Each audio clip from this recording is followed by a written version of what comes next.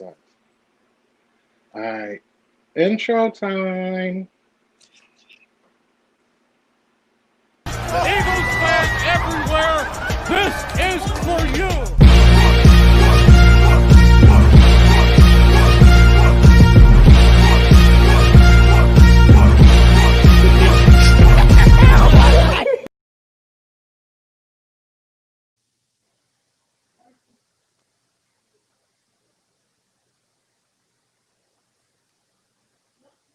I can't hear you, bro. Hello. Oh, there you are. All right, There cool. you go. See, it worked that time. I'm proud of myself, man. But you know what it is. We already got people popping in. So what's good, Ja? It's your boy Joe Castro, aka Philly Fresco. You know what it is. And look at us just matching. We are matching. Yes, We are sir. matching. Yes, You know what sir. I'm saying? T-shirts are out. So you know what I'm saying? Be ready for that. It is Sunday Sports Talk. If you don't know, now you know. You heard me. I'll say what up to everybody. How's it going, guys? What's going on, everybody? All right, so we're gonna start off. We're gonna start off at the beginning because that usually is the best place to start. So we got couple of injuries to talk about. A couple of things that have happened. We're so close to football, so everything actually So matters close. now. Obviously, we already knew Brandon Brooks was out, and then we lost Andre Dillard. What was your guys' first initial reaction to that? How did you guys feel?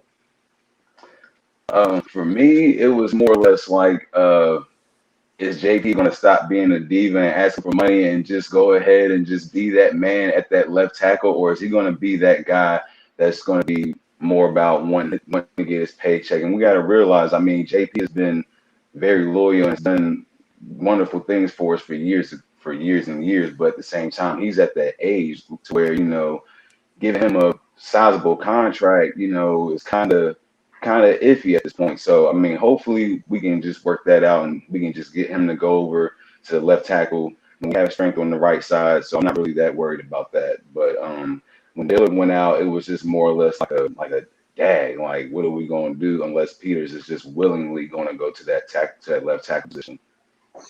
Right. And it's unfortunate because, the left tackle, I mean, right tackle is important too, but that tackle position is huge. And the fact now we're going to have either two or three guys that haven't started and that we're going to probably have to be like, all right, he's playing well, we'll keep him in, or he's not doing too good, let me rotate. And Mailata or Pryor, one of the two is going to get the starting job. And hopefully they stick it out and do a competent enough job that Wentz can get the ball off, or maybe we'll do a lot of quick screens and running the ball. So maybe there won't be too much pass blocking. But I mean, it's a tough position. And then when we lose our left tackle, and then Rager gets hurt, our number one pick. I mean, I know it's a short term injury, but with one of those shoulder ones, it could be long lasting throughout injury a couple of seasons ago, and he was just kind of rocking with it. It could be something similar when he raises his arm up and he kind of feels like, well, hopefully after the next couple of weeks, he'll get better too. Yeah, you got to hope that these guys, especially, I think Rager really, really hurt. Oh, we lost Brandon for a second. Oh, he's back. Cool. Rager really hurt. Obviously, I think that was more of a shot in the gut than it was anything. There's a couple ways to look at it, though. Like, obviously, we all wanted and all kind of expected JP to just kind of just go back to the left tackle. I think that's kind of what every Eagles fans just, that was the first thing they thought. But if he doesn't want to do that, he doesn't want to do that for the money he's making, whatever. But we held a lot of rookies back. Like you said, Brandon, we were kind of joking around about it. Maybe he held them back because, our last draft was so terrible. But maybe that's a good thing. Maybe we finally hit on some of these players. So I am nervous about what's going to happen at left tackle, but at the same time, I am hopeful that these young guys, like you said, can be at the very least competent enough. And maybe somebody like Jordan Mailata finally, gets his little bit of shine. Right. What's good to Waylon? What's good to my boy Y Sway? Always up in here. I appreciate you. He's got a question. So he's got the question. Name y'all surprise players to make the roster and surprise cuts. Mine was Epps and Raekwon Williams for cuts. We were actually going to get into this anyway, so we might as well get right into it. Right. Do any of you guys want to take that first? You want me to start? How you guys want to do it? You can start it off since we just talked. All right, so mine's as far as surprise cuts, I I'm not really surprised with that. But to be honest, like I'm surprised on the surface level that we let go of Razul and Sidney Jones. I guess that's kind of a shocker that Yeah. we let both of them go. I guess you could say it's Big kind of shocker. surprising. Yeah, but at the same time, I said it in my video that I thought either or both of them should be gone. So, a little pat on the back to me there. But, as far as surprises, I wouldn't say I was totally surprised. As far as making the team, and I want to go in depth on him a little bit later, but Twoher was the number 233 pick. Nobody was talking about that kid. Like Right. nobody, you know what I mean? Came out of Stanford. I was looking him up a little bit last night. Came out of Stanford. The kid's got some numbers. He's got athleticism. That's somebody that I'm very surprised made the team. Not just because he's a 7th-round pick, but just because of the lack of production in college, So that's probably my surprises. Yeah, I mean, I think Sidney Jones and Russell Douglas were the big names to get cut. Obviously, unfortunately for like the rookies, especially the undrafted ones like Adrian Killens. I know he was taking punt returns and he's super fast and everything like that. I hopefully he signs to the practice squad. I don't know if that's out yet. I haven't looked. But yeah, Sidney Jones and Russell Douglas. I know we're already thin at corner, and there were times when Sidney shown signs of like good last year. I mean, he had made some big plays, like the one when he was guarding against the Cowboys for that game-winning touchdown the Cowboys tried to throw, or I think it was a Giants game where he broke up a big pass. Like he was making big plays at different times, but I guess enough's enough. I mean, if he's not going to be the starter that we thought he was going to be, and now that Maddox has kind of come into his own, and he's really becoming that guy, along with Nickel Roby, who we just signed, Darius Slay, who we just signed. So, I mean, honestly, I probably would have kept Sidney Jones over maybe the two other guys. Was it Trevor Williams and Craig James? I don't even know who they are. I don't know how good they are, or if they're just as good. If anything, I would have kept the guy we spent a 2nd-round pick on than two guys. Maybe they're better. I don't know. We'll find out this season. But I hope for the best for Sidney Jones and Russell. Those are my two big surprises. Yeah, same for me, Brandon.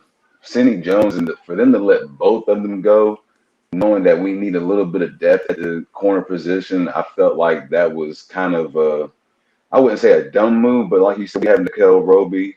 We have other guys to kind of fill in and take those and fill in those pieces, and they're younger. So I feel like in today's game, you only have like a certain window to come in and show that you're productive, or you're just going to get let go, and that's just a part of the business. Unfortunately for some guys. But I mean, Sidney Jones, he came in. I mean, he tore his ACL, well, not his ACL. He ruptured his Achilles, I think, like the first year. So he kind of never really got a chance to really show what he was capable of doing. But I mean, hats off to him for what he did while he was here. Hopefully, he can have better journeys with another team. But it's just a part of the business. So unfortunately, you have that small window, and that's with anybody. Like if you get drafted as a high draft pick, you have a small window to perform and live up to those standards. And injuries, it just happens. So if unfortunately he would just had a bad injury at a bad time. Yeah, a couple of bad injuries at a couple of bad times. But I mean, I'm more surprised with Howie that he actually had the cojones to do it.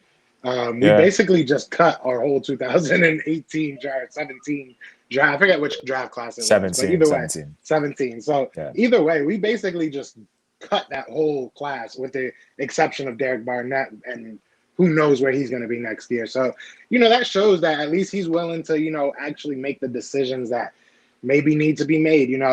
We don't know. We haven't seen any of the games. This is probably or any of the practices, I should say. This is probably the weirdest year for, fans and for obviously the NFL players. But it is what it is. I'm happy that he at least made the decision. You know what I'm saying? He didn't try and hold on to them just to hold on to them. So that's how I feel about it. How you guys feeling about these? I want to talk about this real quick because this is just kind of funny to me. But Adrian Peterson obviously got cut. That's not the funny part. The funny part is that he goes to the Detroit Lions. Yeah. Now, if I'm AP, I would go for league minimum to the Chiefs, to the whatever. Whoever's going to get me to the Super Bowl, right. I'm going to Kevin Durant the heck out of that situation. Yeah. My boy. Nathan Gary as well was on the 2017. So we have 2 people from that class. And we do have people checking in before you guys talk on the AP. We do have people checking in, leaving likes. Please make sure that you read the description so I can see your comments on this live if you are on Facebook. But other than that, what do you guys think about AP? Where would you have wanted to see him go if he went somewhere else, I should say? Yeah, I mean, you would think that, like you said, he's either going to go somewhere to get a ring because he's at the point in his career, like LaShawn McCoy, kind of going to the Chiefs, and he was just in the back burner, but he got himself a ring by being there. But if you're not going to go ring chasing and you want to go stat padding, I think you can't go to a place that you're not going to start, or at least compete to start. They just drafted Swift. They still have Kerryon Johnson. So, I mean, like, AP might get some touches here and there, but I mean, when LeGarrette Blount went there, I feel like AP is going to play that kind of role of that, like, bruiser, but LeGarrette Blount didn't do much in Detroit. So I don't know. I mean, I guess it's to get some extra money. Maybe he feels like the spirit of Barry Sanders will come out of him. I don't know. I don't know. It's a weird decision. And of all places, Detroit, like, what's Detroit really going to do this year? I mean, maybe if Matthew Stafford's healthy and not injured, because he was injured pretty much all last year, maybe they can make some noise. But I think Barry Sanders, his spirit leaves once you turn 30. He stops looking at you. He only hooks you up until you're about 30, and then it's over. Man, for me, I was actually surprised to see him go to Detroit. Like you said, I would have thought he would have went somewhere maybe like the Rams or somebody who can still compete and go after a Super Bowl. But for him to go to Detroit, I was actually mad when he got released by Washington because he's actually on my team. So but I got DeAndre Swift too. So when he goes to the Lions, I'm just like, all right, cool. I mean, I got both. You know, for me, I'm somebody gonna hit. Yeah, one of them is going to do something. So, but for him to go to Detroit, it was just more or less like, what is your goal? That would be my personal question. What are your goals at this point? Because you haven't gotten the ring, and you're going to one of the worst teams in the NFL. So offensively, at least. So I mean, what are you really going to do? And you're behind 2 other running backs who are already on the roster. So young. Yeah, and that team got old overnight because they have Phillip Rivers as their quarterback, right? That's the Colts. Yeah, that's the Colts. Okay, yeah. Keep going. Never mind. I'll shut up. I don't know why I think that he's on that team every time we talk about them. I guess that's the second time I've done that. They're both blue. That's the second time I've done that. All right, keep going. I'm gonna shut up. I mean, it was just, go ahead. It was just one of those things to where for me it was just like I wonder like what is he going to do because you're behind 2 other running backs and you know you're not going to waste your second round draft pick to let AP start. Well, at least I wouldn't if I was the GM because you drafted a running back in the first couple rounds for a reason. So I mean, are you just going to go there to be a mentor or I mean because obviously you're not going to be a ring. So that was my biggest concern for that. Yeah, that was kind of like I said. It was surprising that he went there. Like you said, that's a very good point. What are your goals at this point? Like, what are you trying to accomplish? Because you're not going to accomplish much there. Like you said, if it was like stat padding, then you go to a team that would let you do. You know what I mean? It just doesn't make much sense to me. But I didn't even think of the who did you say? The Rams. The Rams. There we go. I'm sorry. I didn't even think of the Rams. That's actually a really good point. That would have been fun to watch, honestly. And he's kind of different from what they have right now. Right. And then Wise Sway brought up, which is a very good point. We did have Cordy Glenn come in for a workout and, a meeting and all that. I guess it's like a 3-day meeting now. I'm not sure how that works out. But today he's supposed to be doing his actual physical. Not something that's talked about much, but that would be a huge signing for us. I think if we can get a veteran left tackle, that kind of drops a lot of the concerns that we had. Do you guys know anything really about Cordy Glenn? Have you seen him at all? I don't. I know he played for the Bengals, and he played for another team. He was a starter on the Bengals, so I mean, hey, I'll take a starter right now. I will take it. Who else? Jadeveon Clowney just got signed by the Titans. How you guys feeling about that? That just made that defense disgusting. Yeah, you pair that with Jarrell Casey still there, right? yeah, that defense was already pretty good last year, and Yeah. now you just add Jadeveon Clowney. I don't expect Jadeveon Clowney to be like the number one dude in the NFL next year, but that just adds depth and production. I know a couple of Titan fans that I'm friends with. They're pretty hyped about it. I mean, why not? He's a bigger name that was a free agent this whole time, and he just went under wraps, and no one wanted to sign him for the money he wanted.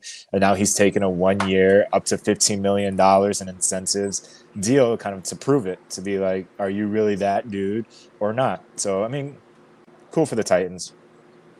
Still don't see them winning a ring or anything. They're still at 0. Yeah, not at all. But I think that was a good move for the Titans. I think Davion Clowney, I think that was a good move for him as well, especially to kind of like prove himself because I feel like with the Seahawks, he didn't live up to the hype. You know what I mean? Like when he was in South Carolina, there was this big hype around him. He goes to the Seahawks, and then he never really lived up to expectations, at least in my opinion. So I feel like going to a team like Tennessee who doesn't they really do have a good defense, and last year showed that their defense is more of the reason why they won those games. So I feel like adding him would be a good thing to their defense, and I'm just curious to see if they're going to give him like an extension after this season, or is he going to bounce to another team? Right. I mean, the Titans head coach is a defensive-minded coach. Vrabel, so maybe Vrabel can get something out of him that he hasn't been able to get in the NFL. So you just never know. Different systems, different teams, different coaches gets you hyped and maybe motivates you to be even better. So this could be a perfect pairing. Who knows? And $12 million isn't nothing to scoff at. He got a nice little bag. Oh, I didn't think he was going to get that much, to be honest. And it's up to 15 too. Like he can get up to 15. And it was funny because I read an article I read like a headline, I should say. It said the Titans won the sweepstakes, the Jadeveon Clowney sweepstakes. I didn't see many suitors out there, so I don't know how it was so much of a sweepstakes. I didn't know who else was fighting for him, but I guess they won. Congratulations to them. So, what other big moves? I mean, the big moves that we've seen was Deshaun Watson getting that 4-year, $160 million extension, which is huge. I mean, I know I saw on Twitter, Shannon Sharp kind of broke it down that he still has 2 years left on his contract. So with everything added up, it's about $30 million a year the next 6 years. So maybe the Texans made a good move. But I thought I saw 39. I saw 39, bro. 39 a year? Yeah. No, well, I'm saying if you include these 2 years, yeah. Okay. If you add in the 2 years left plus his extension over the next 6 years, it's rounded out that much, but it's a back end. So I mean, in those 4 years, he's gonna be cashing in. Right. So my question for you guys is, for these other quarterbacks like Dak Prescott, what does this mean for them? Like, do they have more leverage now? Do you still think that maybe Dak is a $35-36 million quarterback, or is he 40 like Watson? Because I mean, let's be real here, Watson's a great talent, but when it comes to like stats and playoff records and everything, he's not much better than like the rest of the quarterbacks, Carson Wentz, Dak, any of those guys. Dak is actually like exactly the same as Deshaun Watson. I saw some stats somebody was pulling up, and the comparison is like, it's almost identical. I don't know if you ever seen My Cousin Vinny when he was like identical, but anyways, that's how it is. It's damn near identical with them too. So you saw the meme I made yesterday. That boy better walk into that office and how the tables have turned, because now he's worth it. I mean, it is what it is. A player like Dak is worth that $40 million now, because if you're telling me Deshaun Watson is, like you said, he's a great talent, great player. And Dak skill-wise is probably not as good as Deshaun Watson, but you can't deny what he's done for that team. So I think at this point, it's almost a no-brainer that they have to come out of pocket for him, or you're just going to have to find another quarterback. And to be honest, the more time that lapses, the more time passes that he does not have a contract, the more I think that they're going to be looking for another quarterback next year. Right. I feel like it definitely like you said, it definitely sets the tone for young quarterbacks. And Deshaun Watson and Dak Prescott are very similar in quarterbacks. They have very similar stats. So now it's kind of like the joke's on you as far as like Dak towards Dallas, because he was the first. And I think he was asking like what, $34 million. 35, And something like that. 30, yeah, they wouldn't even, they gave him the franchise tag, and now you see Deshaun Watson turn around and get 39 million. So now it's more or less like, so now I need 40 million or more, or Right. I'm going to walk. So I mean, that just, that deal really just set the tone. So I think after this season, or even halfway through the season, if Dallas doesn't make a move, then it's pretty much going to be, known that Dak's probably not going to stick with them unless they're going to give him like 45 million. Facts. And my thing is, and I've said this a million times, and I feel like every time I say it, Cowboys fans think that they have some type of like federal reserve somewhere. But where is this money coming from? How are you going to pay all these people? You guys, what's good, Tyrese? You want to pay Dak, you want to pay Amari, you want to pay Zeke, you want to pay, this guy, that guy, Earl Thomas, you want to bring. Where is all this money coming from? They have like 30 million or maybe 35 million in cap left, and that's your quarterback.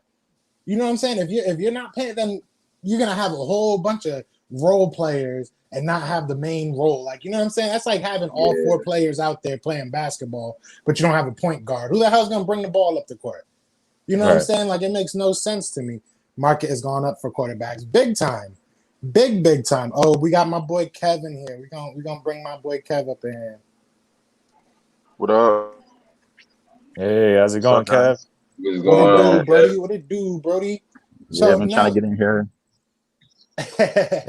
So just to bring it back to Watson, would you guys have signed him this early? Like, I mean, not this early, but with 2 years left on his contract, and you just let go his number one receiver in Hopkins, would you guys wanted to wait a season to see how Watson does with more role playing, like you said, wide receivers? Or would you? Because I mean, what do they got? They got Randall Cobb they just signed, and they have Will Fuller, and he's good, he's fast, but he gets injured often. So, like, would you guys have waited another season before signing Watson, or you're like, he's just a great talent, we'll re-sign him now for an extension of the 4 years? One of y'all could take that first. For me, I think. Oh, go ahead. Oh, go ahead. All right, me, I would sign him.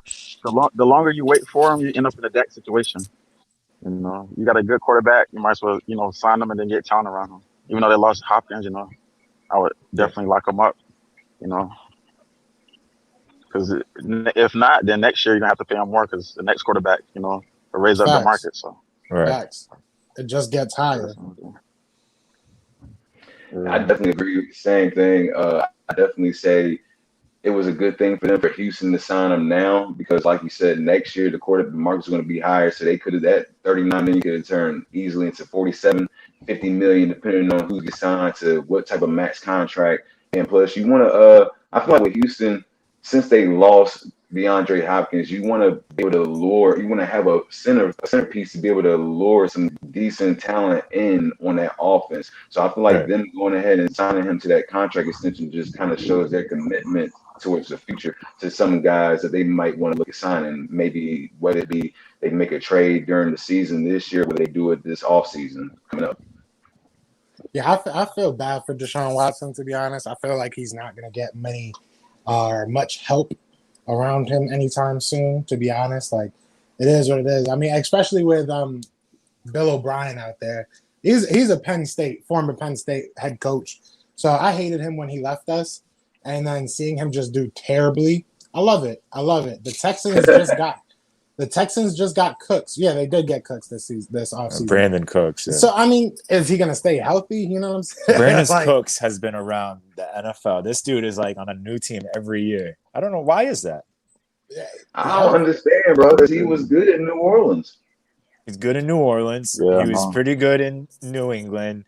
Then he went to the Rams, and now he's on the Texans. He just moves around. I mean, I just don't get it. My personal thing is like, I feel like he's such a niche. I feel like he does one thing very well, and that's really about it. And he gets hurt a lot. He's small. It is what it is, And there's a lot of people that are fast nowadays. You know what I'm saying? Like a good segue into what my man's was just talking about. Tyrese basically just said CD versus Maddox, and when he did the little eye thing, I can't do the eyes, but That's gonna be a fun thing to watch, man. CD's a Yeah. big guy, and Maddox Right. is not a big guy, but they both have speed, so it should be fun. How do you, if we were to do 5 matchups, 5 one-on-ones with CD versus Maddox, and you're just, it's a dream world. You don't have to be right. Who would you take? Those out of the best out of 5. Who do you think would win? To be honest, I'm probably gonna go.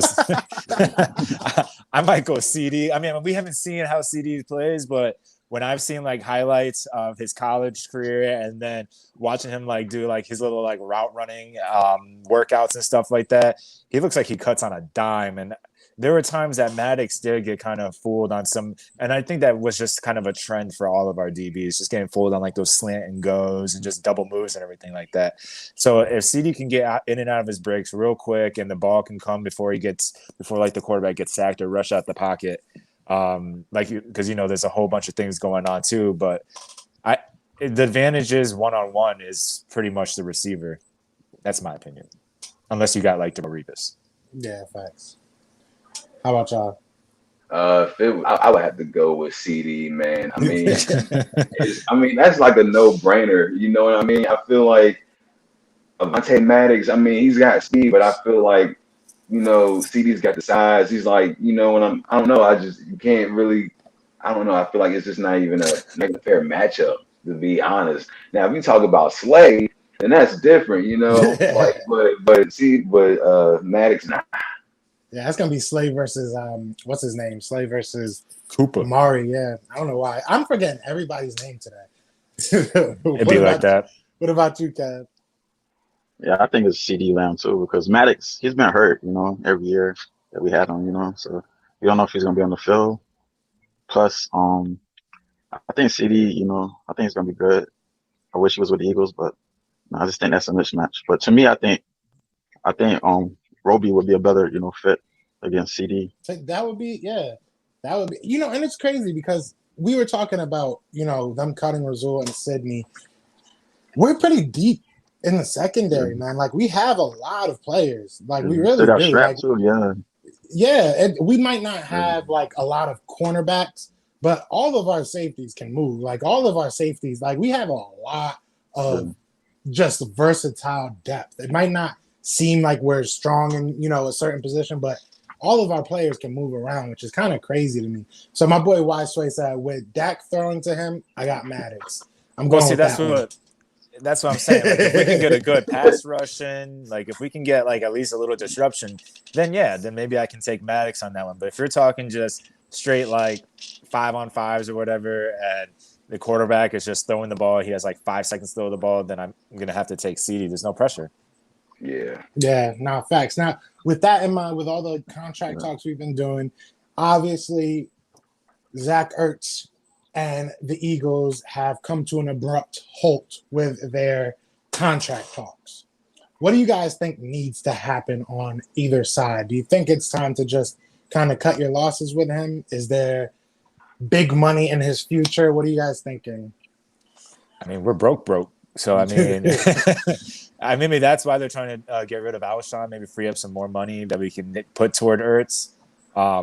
But like you said, once you start paying a lot of people, it's hard to keep all your stars. Just because we say that about the Cowboys trying to pay everyone, that's the same thing for us. We can't pay everyone. There's going to be a sacrifice somewhere. And I mean, I hope it's not Ertz. I want him to have a Brent Selleck career, even better, just like just be with the Eagles the whole time and just kill it. But it's tough when you're going to have to pay the young dudes that we've drafted the last couple of years. I mean, Goddard's going to want a contract. Are you going to want to pay Goddard, or are you going to keep a 30-year-old plus tight end over him? So, I mean, I think we need to figure out we're going to have to make some cuts. And if it's going to be Alshon, then hopefully JJ Arcega-Whiteside, he can step up as the big man in order so we can afford Ertz. He deserves the money. Then that's the thing. My thing is, when do we stop being the 12-man personnel type team? Like, a lot of people be like, oh, we need Ertz. Last year we played so much 12 personnel, but we had no wide receivers. So I don't think we want to be playing 12 personnel 90% of this, or whatever, crazy stat it was that we played 12-man personnel. I think we want to have more wide receivers out there. So I mean, that's kind of my stance. What are you thinking, Rod? Honestly, man, I think at this point we got what we wanted out of Alshon Jeffrey. You go ahead and cut our losses with him, trade him, get what we can out of him, and we need to sign Ertz because, to be honest, if Cleveland can give Austin Hooper $42 million, there is no reason why we cannot give Zach Ertz a contract. I mean, Austin Hooper's like 27. The Browns also haven't paid Baker yet either, so they still have that free money up until Baker's contract. That's another season like that. For example, they have all those stars on offense over there, but they're gonna have to pay Baker next year.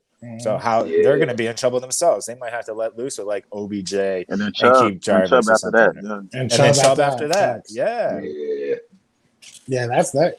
It sucks too because, like, with the uncertainty with this whole COVID stuff, like who knows what the salary cap's gonna look like next year. Like, I know real life isn't like Madden, but we've been talking about it, Brendan, and like you got to cut that whole Eagles team, bro. Like next year, I don't know what Howie's gonna do unless Howie has something up his sleeves or something. I can't go on my Instagram right now, Sway. I don't have my laptop's messing up for some reason. My bad. I'll check it after. But he said Jason Huntley was just claimed from the waivers. But anyways, what was I saying? But yeah, they're gonna have to cut that whole team. There's no way, you know what I'm saying, we're gonna keep any of those players. But that might be, that is most likely the reason why we kept all these rookies, and we are hoping and praying that all these guys hit because we're not gonna have the money to keep the stars. What are you thinking, Kev? How do you feel about the whole Ertz situation? I mean, I understand on both sides.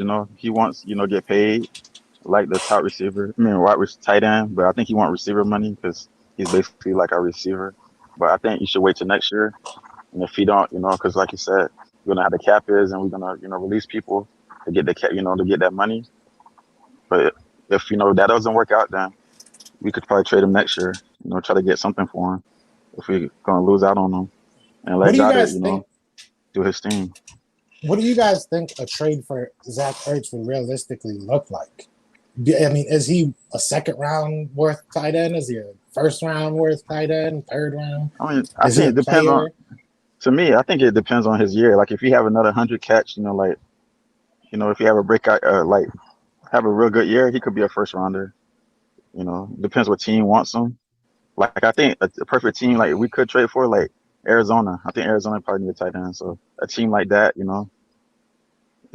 so it could be a first, could be a second, depends on the team really and how he plays this year because he is getting older, but he's still good. Right. So it's kind of like a hit or miss what we could get for him. But if it depends on the player too, if it's a player for player trade, Yeah. So. What you think about it? It's tough because like we've been saying, he's getting older, and so to trade a first round pick for someone in their low 30s, that's tough. And then on top of that, you're gonna have to pay him. You're gonna have to pay him top tight end money. Is not the other team's gonna have to be like, all right, so we're gonna not only give up a first or second round pick, but now we also have to pay him around Kelsey money. So it's just like, is it worth it to us? Can we take a young tight end in the middle rounds and hope that he turns out to be just as good as Ertz or better? I mean, but that's the same predicament the Eagles can be in. Is it like, all right, we'll have him this year, we'll try to negotiate, and if it doesn't come to fruition, do we just draft another tight end to pair with Goddard next year? I think I kind of think we can get a first round time out of him, and all like Kevin said, it also depends on how he plays. We still have Goddard, which Goddard is very, very talented. So I think Goddard would definitely be a good, person to take his spot if the trade or something were to happen for Zach Ertz. But if it were me, I wouldn't trade him for nothing less than a first round draft pick because I think he's first round draft pick quality. And like Brandon said, you're going to have to pay him. Whoever he goes to is going to have to pay him top tight end money. So why trade him for a second round and, still have to pay him top tight end money? That doesn't make sense. Plus, we don't do good with second round picks lately too. Yeah, I know. other than Sanders and Goddard, we really didn't do second round picks in a while. So I mean, ever since I want to say the last real good second round pick we got was maybe Deshaun, maybe McCoy. Was McCoy second round? I think McCoy was a second round pick. Yeah, so maybe McCoy. Deion Lewis before that too. We had Yeah. Deion Lewis too. That Yeah, was so on we used to hit. I don't know what's happening now. Maybe we switched up and we're just gonna hit on wide receivers. That's my whole I hope don't right know. there. Okay, It so we always. got Oh, we got some big claims. So I'm sorry to cut y'all off. Rasul no. Douglas and Sharif Miller got claimed by the Panthers. Noah Tagati, the lineman that we signed for like one day for some reason, he just got claimed by the Colts. So Rasul and Sharif Miller going to the Panthers. That's interesting, especially Rasul Douglas. That he might actually fit there. Josh Norman was a slower, bigger type cornerback, and he did good with the Panthers. Right. So what do you guys, obviously that just happened. So what are you guys' first initial reactions to that? Good luck, Sway. With the way that you just said with Josh Norman, the thing is that Ron Rivera was there, another defensive-minded coach. So now the Panthers have a brand new head coach. So I mean, it can go either way. You always hope that the guys that don't leave on like bad terms end up doing well. So I hope Rasul does well. Maybe they'll move him to safety. I always kept saying that in the comments, like he's not a corner, he's a safety, he's too big. But I hope for the best. The Panthers are solid. I mean, the Panthers are in a tough division, so they're probably trying to try to get anything to help them out. Because I mean, the Falcons, they haven't done well, but they have the players to do well. And then you got the Saints and the Bucks. So my bad. I guess Noah Tagati is a tight end. I don't know why. I thought he was a guard lineman. But he's a big tight end. Yeah, he's a big boy. Big boy. How about you, Rod? I think I don't know. I kind of feel like I think Carolina they're kind of like us in this situation as far as corners and defensive players. I think to have Rasul to see them go there, I think they'll do pretty well. Like Carolina's got a pretty solid front seven, and I feel like they just needed more in that secondary. And I feel like with that secondary, they get a little bit of age with that secondary, a little bit of wisdom to go out and help some of these young guys. They got a young guy there now, Dante. I can't remember his last name, but he's a pretty good corner. But they need a little bit more age and a little bit more wisdom. I feel like they're just like us in the same predicament with the secondary. So I'm curious to see how their secondary is going to play out this year. Yeah, and I like Sharif Miller. Obviously, you guys know I'm a Penn State fan, so he's from Philly. I think he was like a Philly native, and he was hyped. I was watching all that stuff on Instagram. Yeah, like I said in the video where I picked like the 5 people I thought would get cut. I did say that I thought he would get cut just because he hasn't done anything, and he's small, he's fast, but you can't get it unless you have like a freakish talent like they thought Derek Barnett did with that speed around the edge. You're really not going to make it in the NFL. Plus, we have Avery. Speed. Exactly. We have a lot. And now I want to talk about Casey Twoher a little bit. Casey Twoher, I'm very excited to see him play. You guys should definitely look up I was bored last night, and I just looked up a whole bunch of his tape and, when he got drafted. The kid had a 4.6 40 as a defensive end. Wow. Yeah, like 4.6 40. He had a 10.5 broad jump. He had like, his shuttle was crazy. He is athletic. And when he was playing in Stanford, he was more of a stand-up linebacker for them, more of an edge rusher though. But so with us, I guess he's going to be playing more defensive end. But that's one person that I'm so excited to see play because I think he's really gonna take off. This could definitely be a big year for him. Maybe like a Connor Barwin type role, like. It's funny that you say that because when I was watching it, that was exactly who he compared him to. He was like, he gives me those Connor Barwin vibes. Like he's got the speed and he can get around people really good. And that's exactly who he compared him to. So it's cool that you said that one. But let's start real quick. I don't want to get too deep because I know I got to let you go pretty soon, Brandon. So I want to get this in before you do go. I don't want to get too deep into the Eagles game. But Thursday, we have football, y'all. We have football. KC versus let's round of applause. We made it. Yes, sir. We made it. It's been a long, and I appreciate everybody that's actually rocked with me when we have not had football.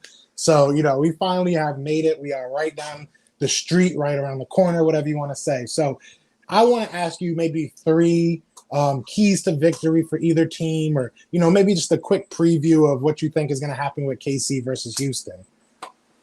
Yeah, I mean, I think one of the big things to look out for, at least on the Houston side, is Deshaun Watson without Hopkins. We were talking about that a little earlier. So that's a big thing to watch. See how he does. How the offense is going to look. You can't. They don't have that receiver that you can just chuck it up to, and who's going to make these crazy catches with like 95% chance of him catching the ball and doing crazy moves after the catch.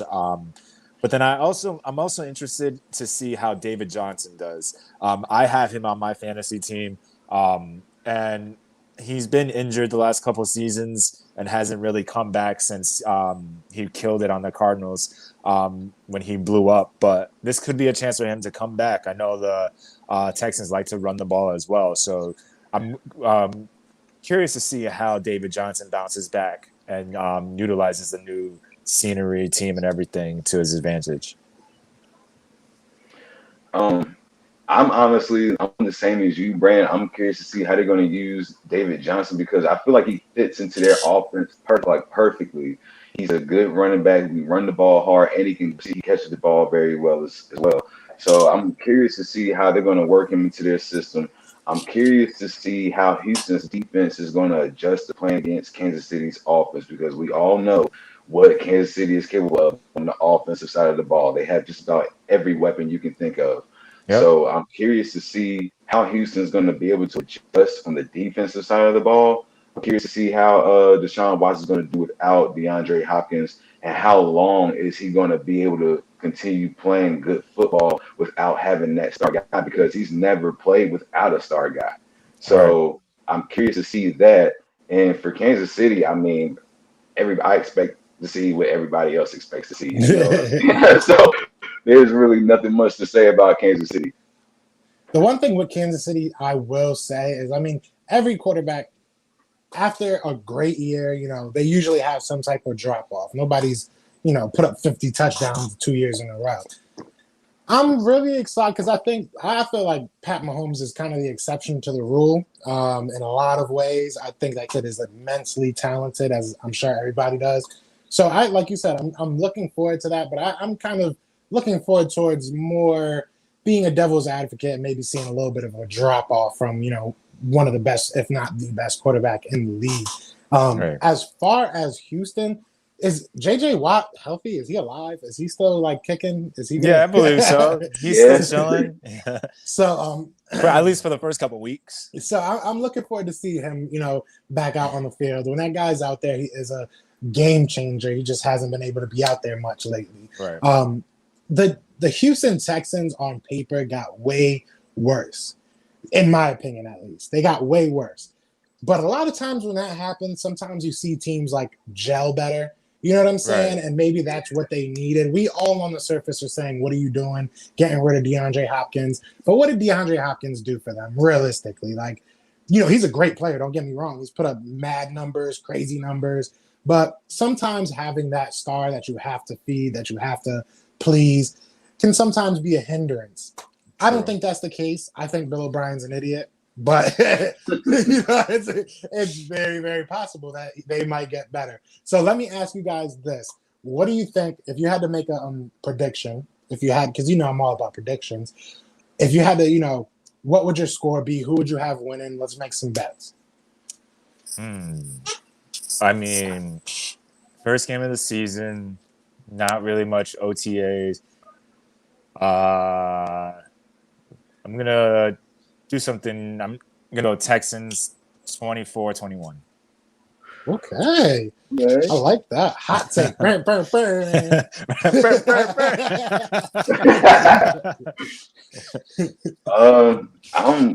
I think Kansas City is going to blow them out the water. I really think Deshaun Watson, as good as he as a quarterback as he is, I'm not taking nothing from his game or nothing from their offense.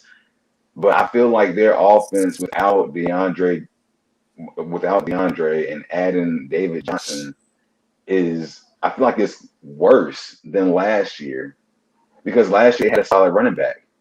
You know what I mean? So I feel like you added another solid running back, but then you took away a top tier receiver. So I think Kansas City's defense is just going to brutalize their offense because you can't just keep giving the ball to David Johnson the whole time. And I mean, you got Will Fuller, you got Randall Cobb, and you got a couple other players, but at the same time, it's not DeAndre. It's not DeAndre Hopkins. You know what I mean? I hear that. And I think Kansas City is going to blow them out the water. I'm going 42-21. Yeesh. Damn. Okay. Did they even what? Well, I really think so, bro. The Texans just showing up. I feel like the first half we're going to see some good football, but just like the last time Kansas City played them, I mean, the first half was a good game, and then like the second half, Texans did not show up at all. It was like they went home and left everything. I don't know what they left to do. It wasn't there. Would that make you think that the Texans are hungry now and they're not trying to get embarrassed? Whereas the Kansas City Chiefs, like, this is the first game post Super Bowl, so they may be coming in with like their head held high, not really thinking much, and then they get popped in the mouth like that kind of realization pop that says, "All right, we're back into football. People are hungry too. We need to get back at this." I feel like they're getting their rings. The game, right? That's the game that they get their rings.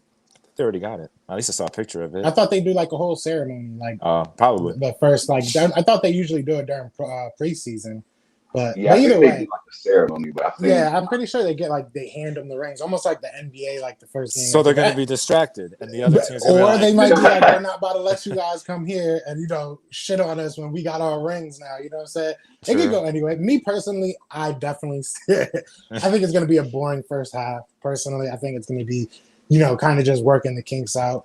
But after that, I feel like just talent will win. You know what I'm saying? And that offense on Kansas City can put up 21 points in, a blink of an eye. So, and I think their defense gotten better. I think their defense is going to take a little bit of time to really gel because they do have some new pieces. But I think on paper they've gotten better. So I would have to take the Chiefs. If I pick the score, I would keep it close though. I would say probably like 28 to like 24, maybe 21, something like that. I think it'll be close, but I think Kansas City at the end of the day will take it.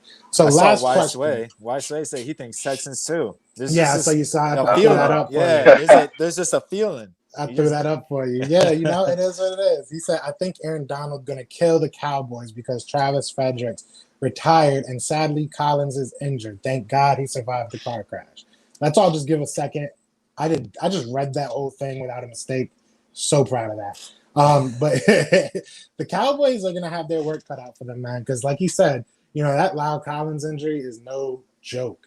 And they lost somebody else too. I forget who was it. Sean Lee. Yeah. They didn't really lose him. They never really had him, I guess. He's literally the definition of injury. Like if you look up injury in the book, Sean Lee's face pops up. But they want to talk junk about our players. Like, bro, Sean Lee hasn't played a full season like in ever.